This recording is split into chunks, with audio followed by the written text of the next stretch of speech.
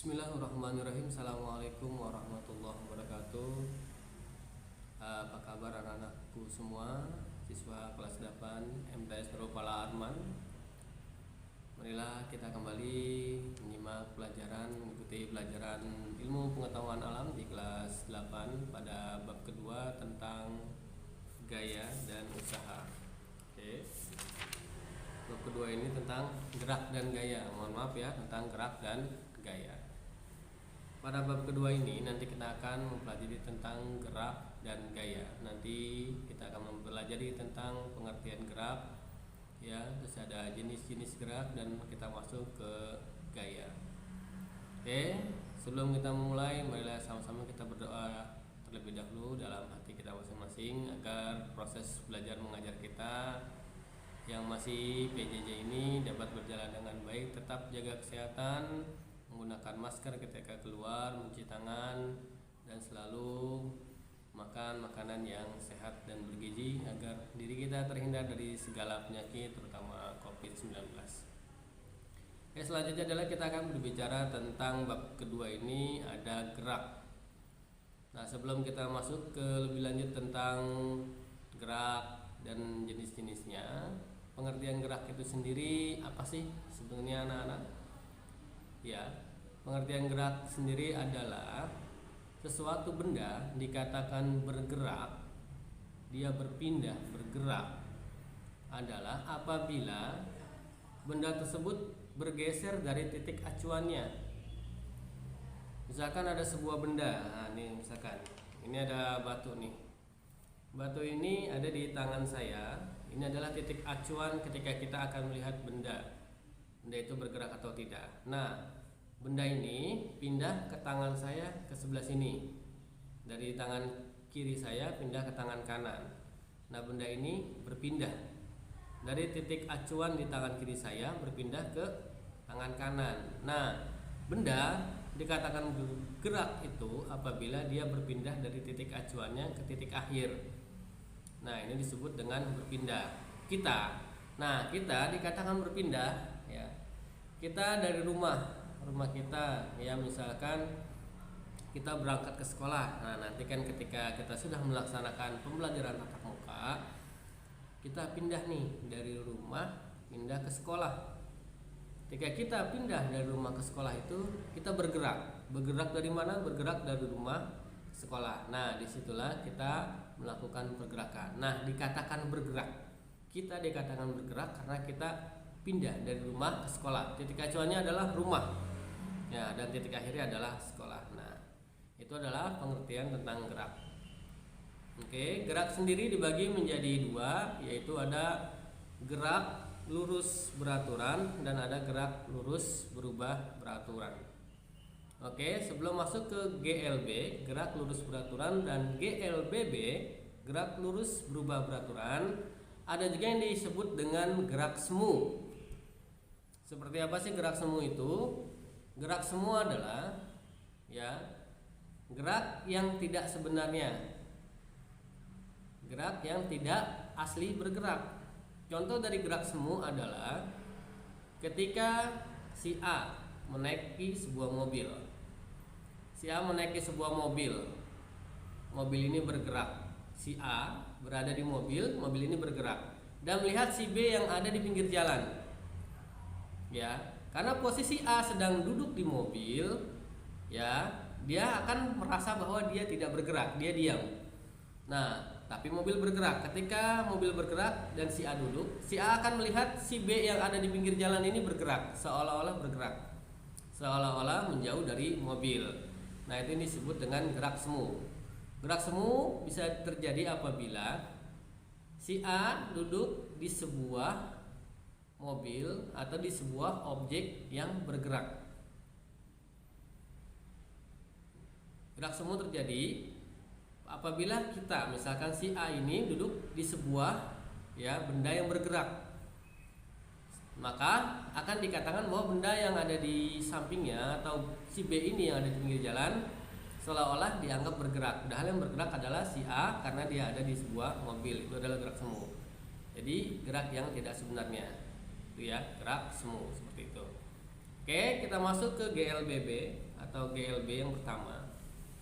GLB adalah gerak lurus beraturan. Nah, GLB ini ya di sini ada yang namanya ya jarak dan perpindahan. Pada halaman 41 di buku kamu itu ada yang namanya GLB, gerak lurus beraturan. Geraknya lurus dan beraturan. Oke. Pada gerak lurus beraturan ini ada yang disebut dengan jarak dan perpindahan. Ya, apa sih jarak itu? Ya. Jarak adalah panjang lintasan yang ditempuh benda yang bergerak dari titik awal ke titik akhir. Itu namanya jarak. Jarak adalah panjang lintasan. Panjang lintasan yang ditempuh ya suatu benda dari titik awal, titik acuan ke titik akhir. Nah, itu namanya jarak.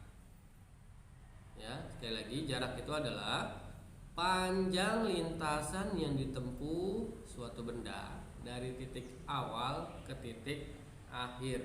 Ini ada lintasannya. Nah, itu namanya jarak. Oke. Adapun perpindahan adalah perubahan kedudukan suatu benda atau sistem gabungan benda dengan memperhatikan arah perubahan letak benda atau sistem tersebut. Dengan memperhatikan adanya perubahan arah ya. Perubahan arah atau letak benda atau sistem tersebut. Jadi misalkan dari A benda ini bergerak ke B. Nah, dari A ke B ini jarak. Lalu dari B pindah lagi ke C. Dari A ke B ke C. Nah, yang disebut jarak adalah panjang lintasan dari A ke B ke C. Itu adalah jarak. Nah, kalau perpindahan adalah panjang lintasan dari A ya ke B dikurang dari B ke C. Seperti itu ya. Itu adalah perpindahan. Jadi perpindahan itu adalah A, B, C. Jadi perpindahan adalah dari A ke C. Jadi posisi benda di A pindah ke C. Itu adalah perpindahan. Jadi perpindahan dapat dicari dengan posisi dari A ke B dikurang ke B ke C. Misalkan ada perubahan ya. Ada perubahan di sini. Ya. Dengan memperhatikan arah perubahan letak ya, letak benda atau sistem tersebut. Jadi bendanya ini letaknya berubah. Jadi ya, kita anggap aja segitiga. Segitiga A, B, C. Benda dari A bergerak ke B, bergerak ke C. Maka perpindahannya adalah dari A ke C. Panjang lintasan dari A ke C. Gitu. Oke. Selanjutnya ada kelajuan dan kecepatan. Pada halaman 42 ada kelajuan dan kecepatan. Nah, di sini ya. Apa sih kelajuan itu? Kelajuan adalah perbandingan antara jarak yang telah ditempuh oleh suatu benda terhadap lama waktu yang dibutuhkan benda tersebut untuk bergerak. Ya, jadi kelajuan adalah lamanya atau panjangnya jarak yang ditempuh suatu benda. Contoh simpelnya adalah misalkan kita benda, berapa lama waktu yang kita butuhkan untuk pindah dari rumah ke sekolah? Nah, itu adalah ya kelajuan. Ya, perbandingan antara jarak yang ditempuh oleh suatu benda terhadap waktu. Jadi nanti waktu yang kita butuhkan ini ya, jarak yang kita tempuh dari rumah ke sekolah ini dibagi waktu berapa? Nah, itu adalah kelajuan. Di sini disebutkan bahwa kelajuan sama dengan jarak tempuh dibagi waktu. Misalkan kelajuannya adalah dari rumah ke sekolah itu 100 meter. Ya, 100 meter dari rumah ke sekolah, misalkan 100 meter. Nah, berapa waktu yang kita butuhkan dari rumah ke sekolah? Misalkan waktu yang kita butuhkan dari rumah ke sekolah adalah 10 menit. Maka kelajuannya adalah jarak dari rumah ke sekolah itu 100 dibagi waktu tempuh. waktu tempuhnya 10 menit, maka 100 dibagi 10 ya. Jadi kelajuannya dari rumah ke sekolah sebesar 100 dibagi 10 sama dengan 10 meter per sekon, seperti itu ya. Itu adalah kelajuan. Sini ada di halaman 42 ya. Sekali lagi, kelajuan adalah jarak tempuh S, jarak dibagi T, waktu. Jarak kita dari rumah ke sekolah dibagi waktu tempuh dari rumah ke sekolah berapa lama, seperti itu. Nah, selanjutnya adalah tentang kecepatan. Kecepatan merupakan besaran vektor. Besaran vektor adalah besaran yang punya arah dan besar. Itu ya. Gerak benda memperhatikan nilai dan arah. Jadi besaran vektor itu besaran yang memiliki nilai dan arah. Itu.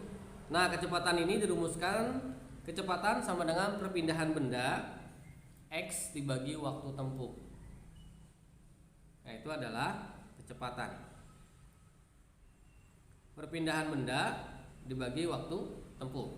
Contohnya, contoh dari kecepatan adalah kita berangkat dari rumah ke sekolah.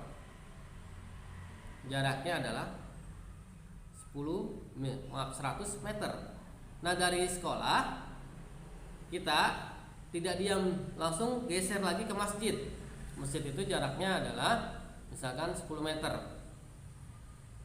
Nah, kita artinya berpindah dari mana? Dari rumah ke sekolah lalu kita ke masjid. Berarti kita seolah-olah kita ini pindah dari rumah menuju ke masjid. Titik akhir kita adalah masjid. Maka yang dihitung adalah jarak dari rumah ke masjid dibagi waktu tempuh. Misalkan jarak dari rumah ke sekolah itu 100. Dari sekolah ke masjid itu adalah 10. Maka ya, kalau dihitung jaraknya adalah ya, di sini jarak, dan dihitung perpindahannya adalah, kalau jaraknya adalah jarak kita adalah dari rumah ke sekolah ke masjid itu 110 kalau jarak. Tapi kalau kelajuannya adalah perpindahannya adalah kita dari rumah ke sekolah lalu kita pindah ke masjid. Nah, perpindahannya adalah dari rumah ke masjid. Perpindahannya adalah 100 meter dikurang 10, jadi 90 meter. Itu adalah perpindahannya. Nah, di sini perpindahan tersebut dibagi waktu tempuh. Dibagi waktu tempuh ya.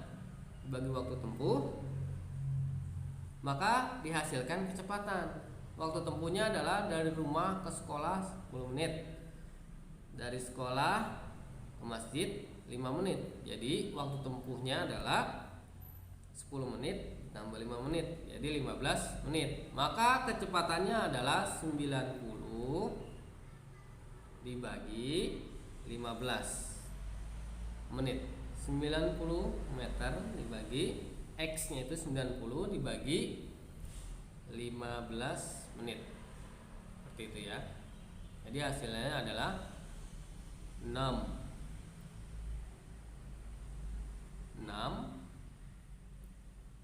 meter per sekon. Seperti itu.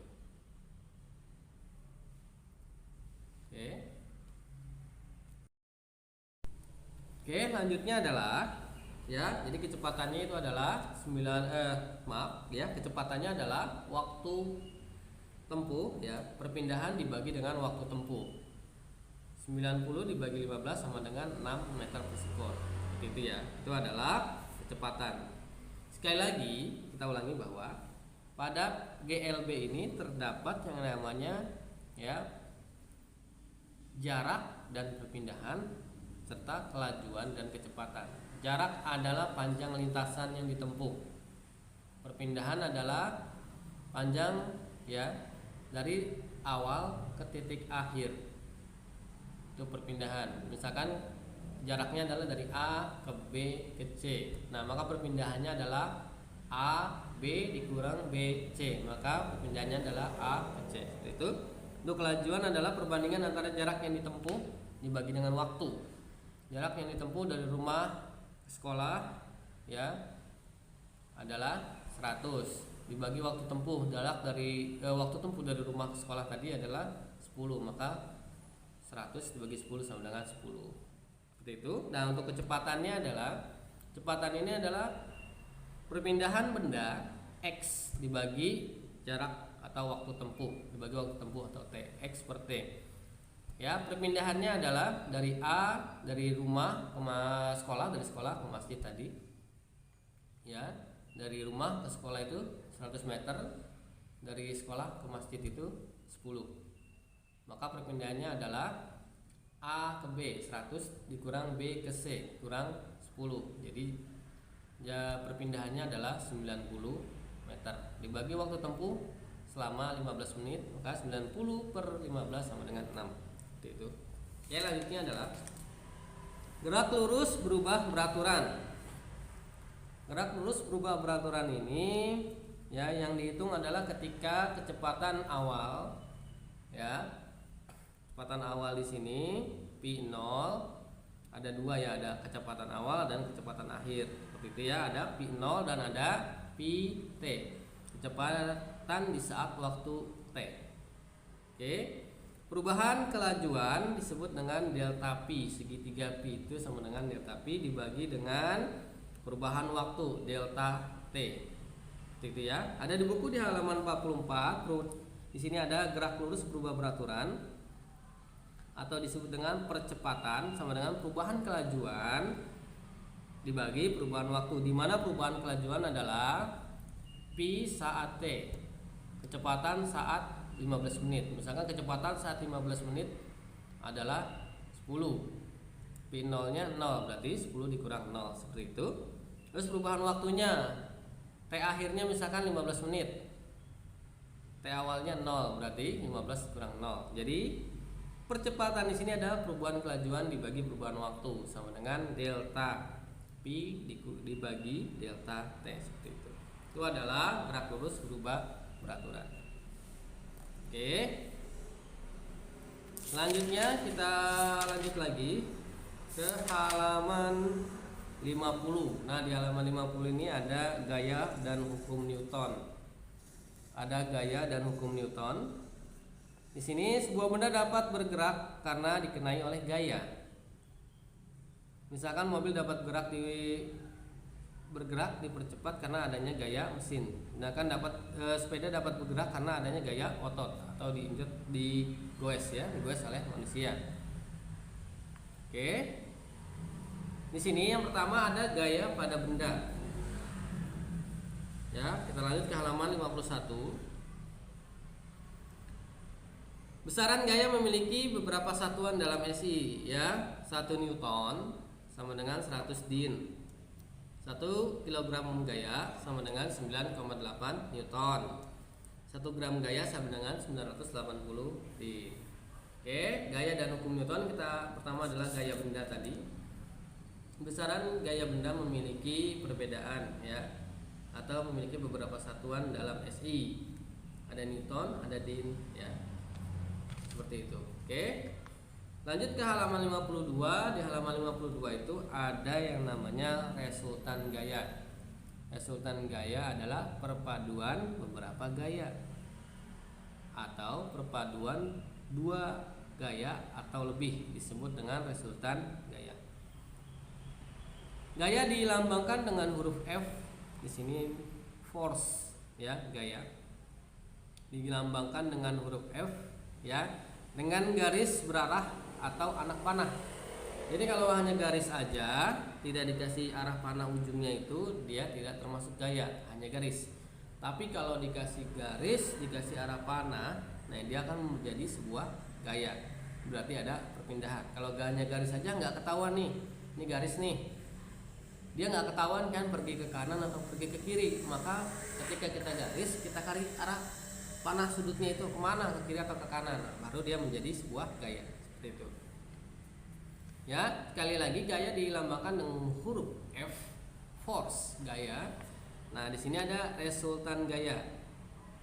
Artinya beberapa gaya ini dapat dipadukan. Nah, perpaduan gaya tersebut disebut dengan resultan gaya. Misalkan gaya A 10 meter ke kanan, Ya, gaya B 10 meter ke kanan. Maka resultan gayanya adalah gaya A ditambah gaya B 10 ditambah 10. Maka resultan gayanya adalah 20 Newton. Ya, seperti itu. Oke. Yang B ada gaya gesek dan gaya berat. Gaya gesek adalah gaya yang timbul karena gesekan permukaan dari dua benda atau lebih. Ya, gaya gesek adalah gaya yang timbul karena gesekan permukaan dari dua benda atau lebih.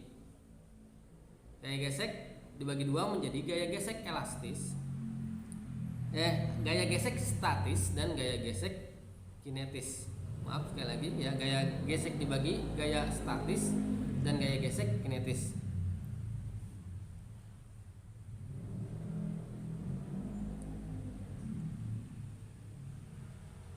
Di sini ya. Gaya gesek statis adalah gaya gesek yang bekerja pada benda dalam keadaan diam atau hampir bergerak. Arahnya berlawanan dengan gaya tarikan atau dorongan yang bekerja pada benda tersebut. Sekali lagi, gaya gesek statis adalah gaya gesek yang bekerja pada benda dalam keadaan diam atau hampir bergerak. Arahnya berlawanan dengan gaya atau tarik atau didorong ya, bekerja pada benda tersebut. Gaya gesek kinetis adalah gaya gesek yang bekerja pada benda bergerak. Arahnya berlawanan dengan gaya tarik atau dorong yang bekerja pada benda tersebut. Oke. Contohnya adalah ini batu. Batu didorong ke kanan. Ya, maka arah gesekannya adalah ke kiri. Ya, benda yang diam atau hampir bergerak. Misalkan nih, benda ini bola nih. Dia dikatakan bergerak secara statis adalah ketika benda yang bola ini diam, kita tendang ke kiri, maka dia akan menggesek tanah atau lantai yang di bawah itu ke kanan. Itu adalah gaya statis. Nah, kalau gaya kinetis, benda ini sudah bergerak. Benda ini sudah bergerak, lalu dikenakan gaya, maka dia akan terus bergerak, gitu ya. Itu maka dia akan terus bergesek. Arah gesekan ini berlawanan dengan arah tarikan atau dorongan. Ketika benda ini kita tarik ke kanan, maka arah gesekannya adalah ke kiri. Ketika benda ini kita dorong ke kiri, maka arah gesekannya adalah ke kanan. Jadi arah gesekan itu selalu berlawanan dengan arah gaya, seperti itu ya. Oke, di sini sigma sigma F jumlah dari gaya itu sama dengan massa ya kilogram dibagi percepatan benda, seperti itu. Sekali lagi, gaya gesek ini sigma F sama dengan M dikali A ya, atau F min FK sama dengan massa dikali percepatan, seperti itu ya. Oke, kita lanjut lagi pada gaya berat. Berat benda merupakan istilah sederhana untuk gaya berat benda. Gaya berat benda adalah gaya gravitasi bumi yang bekerja pada suatu benda. Berat benda selalu searah ya ke bawah. Berat termasuk besaran vektor dan dirumuskan sebagai berikut. W berat, weight berat. W sama dengan massa dikali gravitasi. Ya. Jika massa kita 10 kg, berapakah berat kita? Jika massa kita adalah 10 kg, berapakah berat kita? Berat kita berarti W sama dengan massa dikali gravitasi. Gravitasi bumi itu ya 9,8, atau kita tarik lurus aja 10. Misalkan kita pakai angka 10. Maka ketika kita ditanya berapa berat kita saat massa kita ini 10 kg, maka berat kita adalah 10 kg dikali 10 gravitasi bumi, maka berat kita adalah 100 Newton, seperti itu ya. Weight berat sama dengan massa dikali gravitasi. Ketika kita ditanya weight berat kita berapa nih, ketika massa kita 10 kg, gravitasi 10, maka berat kita adalah 10 dikali 10 sama dengan 100, seperti itu. Nah, tadi di bagian gaya kita memiliki yang namanya gaya berat, gaya pada benda ini kita memiliki gaya berat dan gaya gesek, juga ada resultan gaya. Saya ulangi lagi, perpaduan beberapa gaya itu disebut dengan resultan gaya. Ya, sekali lagi, perpaduan beberapa gaya itu disebut dengan resultan gaya. Ada gaya gesek. Ya, gaya gesek itu berlawanan dengan arah gaya. Misalnya kita dorong ke kanan, maka arah gaya geseknya adalah ke kiri. Ketika kita tarik ke kanan, maka arah geseknya adalah ke kiri. Itu adalah gaya gesek. Terus ada gaya berat, W sama dengan massa dikali gravitasi. W, berat, W. Ketika kita berat kita berapa nih ketika massa kita 10 kg tadi dan gravitasi 10, maka berat kita adalah massa kita dikali gravitasi. 10 dikali 10 sama dengan 100, seperti itu. Bagian kedua adalah hukum Newton. Hukum Newton ini ada 3, ada hukum Newton 1, hukum Newton 2, dan ada hukum Newton 3. Ya. Hukum Newton 1 ya menjelaskan tentang inersia, sifat kelembaman terhadap benda. Inersia, ya. Sifat kelembaman suatu benda, inersia. Jadi contohnya adalah hukum Newton 1 ini, benda cenderung mempertahankan posisinya jika tidak dikenai gaya. Misalkan kita perhatikan di sini, misalkan di samping kita atau depan kita itu ada meja. Meja itu akan tetap diam, dia tidak akan bergerak, dia malas untuk bergerak, dia memiliki kelembaman atau inersia. Nah, kelembaman inilah yang menyebabkan benda cenderung mempertahankan posisinya seperti itu. Dia jika tidak dikenai gaya. Jadi sampai kapanpun, sampai misalkan kamu dari kelas 1 sampai kelas 9 ini ada suatu benda di meja, ada meja di pojok, itu tidak digeser-geser, maka dia akan tetap di situ. Meja itu tidak akan lari kemana-mana karena tidak digeser atau tidak dikenai gaya. Maka disebut dengan sifat kelembaman, sifat kemalasan suatu benda untuk bergerak, seperti itu ya. Jadi dapat dinyatakan bahwa hukum Newton 1 ini sigma F sama dengan 0 karena tidak ada perubahan sama sekali. Itu hukum Newton 1 ya, menjelaskan tentang sifat benda yang cenderung mempertahankan keadaannya atau disebut dengan kelembaman atau inersia, seperti itu ya. Yang B adalah hukum 2 Newton, membahas tentang percepatan yang ditimbulkan ketika suatu benda dikenai gaya. Ya, sigma F sama dengan M kali A. Sigma F sama dengan massa dikali percepatan. Itu adalah hukum Newton 2. Nah, hukum Newton 3 adalah menjelaskan tentang dua benda atau lebih yang saling berinteraksi menimbulkan gaya aksi reaksi dengan arah yang saling berlawanan. Jadi ada dua benda yang saling aksi reaksi. Benda A dan benda B. Benda A ya mendorong ke kanan benda B.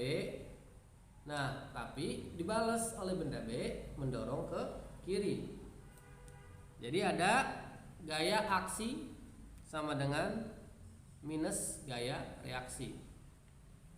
Nah, apa sih benda ya? Apa sih benda pada hukum Newton 3 ini yang sering melakukan aksi reaksi? Jadi kalau benda tersebut kita dorong, dia balas dorong lagi. Kira-kira apa? Ada yang ingat nggak? Di rumah nih kita dorong benda itu kita dorong, tiba-tiba dia dorong lagi ke kita. Misalnya kita tekan, dia memberikan perlawanan. Nah itu misalkan kita dorong, dia balik lagi. Nah itu bendanya apa? Benda apa? Ayo kira-kira. Nah benda tersebut gampang. Yang sering kita lihat adalah ketika kita buka pulpen nih. Pulpen kan cetek. Nah di dalamnya itu ada apa tuh? Nah, di dalam pulpen tersebut ada pegas atau per. Ya, ketika kita tekan per, maka per itu akan mendorong. Nah, itu adalah aksi reaksi, termasuk contoh dari benda yang melakukan aksi reaksi atau busur panah. Ketika busur panah itu ya, ada talinya, tali pegasnya kita tarik. Kan melar tuh panjang, maka dia akan kembali normal. Nah, itu disebut dengan aksi reaksi. Ketika ada dorongan, dia akan balik mendorong. Itu aksi reaksi. Oke, seperti itu ya. Itulah hukum Newton. Ada hukum Newton 1 ya, sigma F sama dengan 0. hukum Newton 2, sigma F sama dengan massa dikali percepatan. Dan ada hukum Newton 3, aksi reaksi. F aksi dikurang F reaksi, seperti itu. Oke.